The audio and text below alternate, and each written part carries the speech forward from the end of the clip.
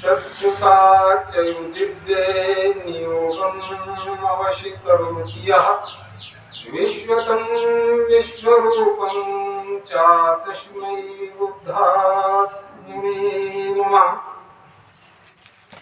अखण्डमण्डलाकारं व्याप्तं येन चराचरं तत्पदं दर्शितं येन तस्मै श्री सद्गुरुवे नमः। गुरुर्ब्रह्मा गुरुर्विष्णु गुरुर्देवो महेश्वरः साक्षात् गुरु ही परब्रह्म तस्मै श्री सद्गुरुवे नमः। परम मंगलमय विश्वरूप परमात्मा एवं सद्गुरु के चरणों में नतमस्तक होते हुए आज साप्ताहिक प्रोग्राम में उपस्थित सभी आत्म बंधु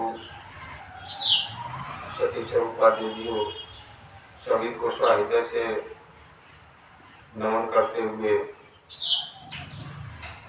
भगवान मायानंद चैतन्य ने कलयुग में दिव्य चक्षु हम सभी को दे करके हमारे जीवन को धन्य बनाया है, जिसे जानकर हम सब विश्वरूप परमात्मा का यथार्थ दिव्य स्वरूप आपके समकक्ष जैसा है वैसा देखने और जानने की जो योग युक्ति प्रदान की है, जिसके माध्यम से सिया एक आया कि सिया राम मैं सब जग जानी करम प्रणाम जोर जुग पानी। सिया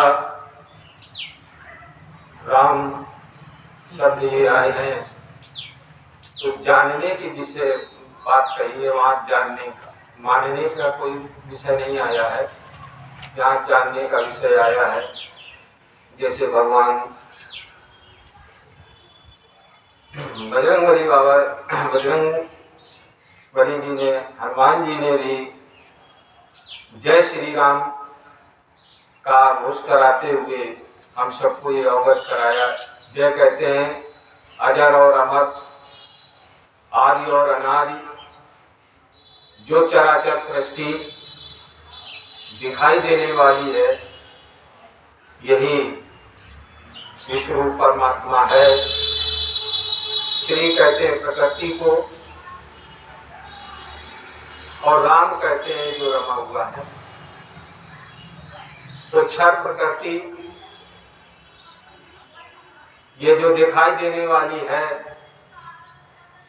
ये श्री प्रकृति सिया, इसको सिया भी कहा गया है। और इस सिया में रमा हुआ राम जिसे हम अक्षर आत्मा निराकार निर्गुण ब्रह्म के नाम से जानते हैं। इसलिए वहां पे ये बात आई है कि सिया राम मैं सब जग जानू करम प्रणाम जोर जुग पानी। इसी प्रकार से भगवान मायानंद चैतन्य जी ने तीसरे अध्याय में क्या कहा है कि स्वरूप वस्तु का देखो देखा सो क्षर जानना, भरी है मध्य में इसके अक्षर ब्रह्म विभास। तो ये सगुण साकार स्वरूप में जो वस्तु दिखने वाली है, जो दिख रही है, ये हमारा क्षर स्वरूप है या सिया की ये प्रकृति है। अक्षर रूपी मिठास जो इसमें व्यापक सत्ता से भरी हुई है, ओत से, तो वो सबको प्रिय भास हो रही है, वो सबको प्रिय भास हो रही है कि हम ही को खाली सबको, क्योंकि सबकी आवश्यकता है, किसी ने किसी रूप से सबको इससे लगाव है। किसी को खाने का मिठास है, किसी को इसको शरबत बनाने की मिठास, किसी को इसे पढ़ने की मिठास है। साउंड ये सामने हमारे रखा है, ये हमारी आवाज को लाउड करके दूर तक पहुंचाने का कार्य कर रहा है, तो ये हमारे लिए आवाज पहुंचा रहा है, तो ये हमारे लिए ये भी नहीं प्रिय भास।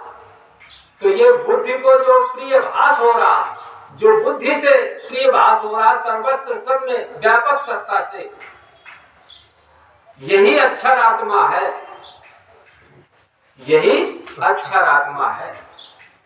इस प्रकार से इसे देखना और जानना, तो सिया का और राम का ये संगम जब हो जाता है, तो इसका नाम क्या रख दिया गया? सिया राम में सब जग जाने। तो यही सिया राम, यही सिया राम अपने सहित दिखने वाला, यही सिया राम है। अब इसका जान करके और हम व्यवहार करें, तो वस्तु पुस्तक है तो पुस्तक जैसा व्यवहार करें, हमारे पढ़ने काबिल है, इसको सुरक्षित रखें, इसको फटने न दें, क्योंकि हमारे प्रयोगी वस्तु है। इसी प्रकार से सब विश्व में जितना भी स्थावर जंगम में दिखाई देने वाला है, ये सब हमारे प्रयोगिक है। अगर हमारी प्रयोगता नहीं है तो हम उसे किसी प्रकार की हानि ना पहुंचाए, किसी प्रकार का उसमें हम दुरुपयोग ना करें, क्योंकि हमारे बंधु भाइयों का भी प्रयोग हो सकता है और उनसे वो जुड़ा है।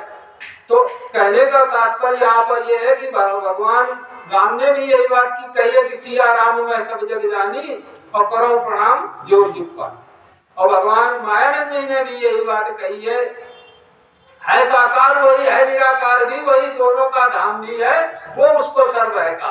एक ही वस्तु में जानो कल्पित भाव तीन, ये निज रूप लखाने को वेदों में कल्पना की। ये जो वेदों में कल्पना की है, उस कल्पना को यहाँ यथार्थ में दर्शन कराते हुए प्रत्यक्ष में अनुभव करा रहा।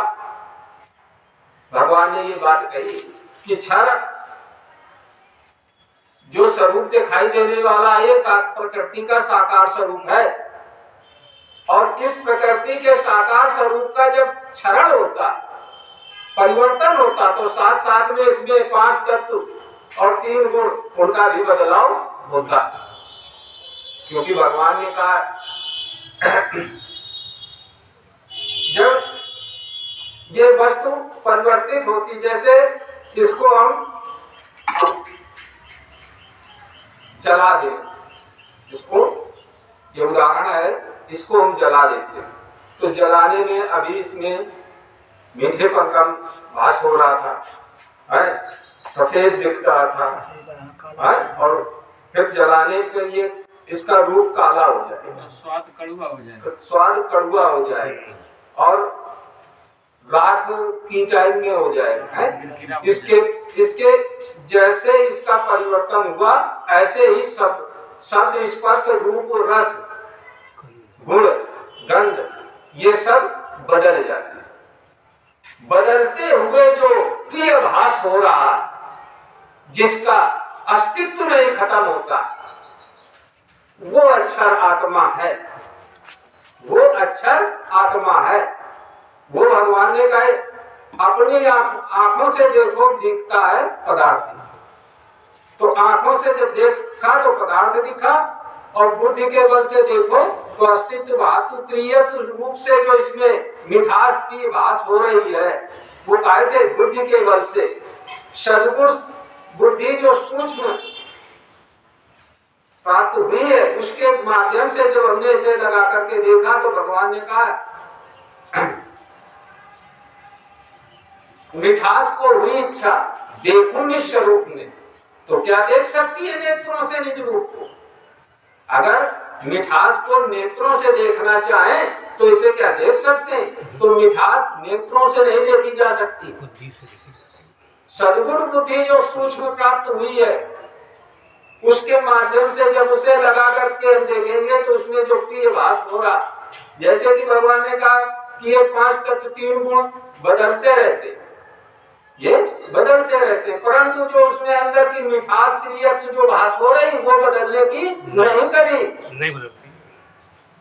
तो इस प्रकार से क्षर अक्षर चक्राकार गति में घूमता रहता है। ये क्षर जो है क्षरण करते हुए घूमता रहता है, परंतु अस्तित्व भातित्व जो प्रियत्व जो उसमें बैठा हुआ प्रिय भास हो रहा है, वो घूमते हुए भी है की पुष्टि लिए उसमें सम अवस्था में बैठा रहता है, वो बदलने का नहीं कभी, जानेगा मन में तीनों और उनके स्वधर्म को। यहाँ बदलने का नहीं कभी। और ये जो है, ये दोनों क्षर और अक्षर, जब दोनों को हमने इस पे एक ही वस्तु में दो भाव देखे, तो हमने सगुण कहने से भी हमारा काम नहीं चलेगा और निर्गुण कहने से भी वस्तु की प्राप्ति नहीं होगी। तो हमें इसका नाम रखना पड़ेगा। या वस्तु कहें तो वस्तु के आधार से ये वस्तु में उपस्थित नहीं हो सकती, मिल ही नहीं सकती, व्यवहार नहीं हो सकता। तो इसी प्रकार से सब विश्व में जितने भी नाना प्रकार के पिंड जितने भी दिखाई दे रहे हैं, तो ये विश्व रूप परमात्मा के सारे अंग हैं। इन सारे अंगों के नाम हैं और उन नामों का सब में एक समाहित रूप से उसे कह दिया गया विश्व रूप परमात्मा। तो ये जितने भी पार्ट्स हैं, सर्व अंगों को मिलाकर के विश्व रूप परमात्मा एक है, उसका नाम विश्व रूप परमात्मा है। अब विश्व रूप परमात्मा कहते ही सर्व अंग उसी में लय हो जाते, और जब सर्व अंग उसी में लय हो जाते तो सिया राम मैं सब जग जानी और करम प्रणाम जोर जुग पानी। इस तरीके से देखकर जान करके जो विश्व रूप परमात्मा का नित्य प्रति अध्ययन करता है, उसे परमपिता परमात्मा अपने चरणों की रज धूल उसे प्रदान करते हैं और उसका सब ऐश्वर्य, सारे सुख, सारे उसको जो है प्राप्त हो जाती है। क्योंकि रामचरितमानस यही तो कहा गया रामचरितमानस में कि सकल पदार्थ हैं जन्माहि कर्महीन नर पावत नाहि। तो जब कर्मों में हमारी हिंसा आ जाती है तो होते हुए भी प्राप्त नहीं होता है, और जब कर्म जो है स्वकर्म रूप में बदल जाता है तो ठीक ढंग से हम जान करके और फिर व्यवहार करने लगते तो सकल पदार्थ वो हमको प्राप्त हो जाते हैं। इसी प्रकार आज तो अपनी वाणी को यह विश्राम देते हुए बोलो सद्गुरु भगवान की जय।